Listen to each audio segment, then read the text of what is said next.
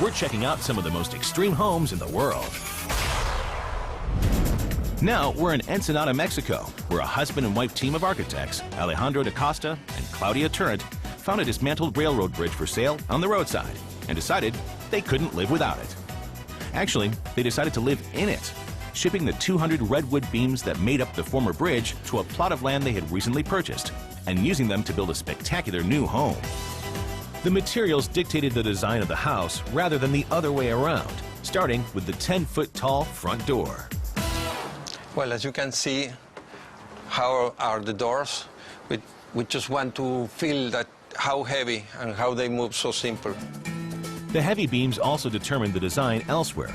Alejandro deliberately used them to create a massive bridge-like awning across the main living room, keeping the original length of each beam just as it was to demonstrate how the wood was used. The effect is dramatic, creating jagged, shadowy edges. When you work with recycled materials, you already have the soul of the first use. So it's really important to keep that soul of the material in the new use, not to modify too much, and you have that feeling first. They waited months to build the house, living in a trailer on the site, so they could get a feel for the wind, the sea, and the seasons. Alejandro and Claudia decided that the only solution to the powerful north wind and the local traffic noise was to build into the cliff itself. So they carved 2 deep troughs out of the earth, which they filled with concrete to create the foundation. They then poured a central concrete column to take all the weight of the beams and lined the walls with a typically used mixture made up of earth, chalk, lime, and 5% horse dung, which chemically cooks into an odorless, strong supporting stack. The living space is on the top floor. Down a level towards the beach are the bedrooms, tucked away from the wind and the traffic. The interior of the bridge house is an archive of this creative family's life. Many of the home's features are unusual and evocative, like this wall of family x-rays, reminiscent of the emblematic skulls that mark Mexico's Day of the Dead celebrations.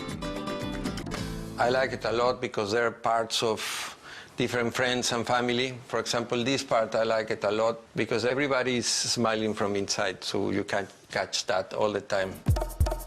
Another unusual feature is this experimental wall, which was designed to resemble a man's arm, mimicking the effects of arm hair and casting multiple shadows.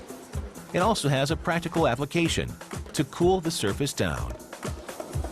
It's an experimental wall. You can see your skin, how it works with all the hair, and that blocks and make you the insulation.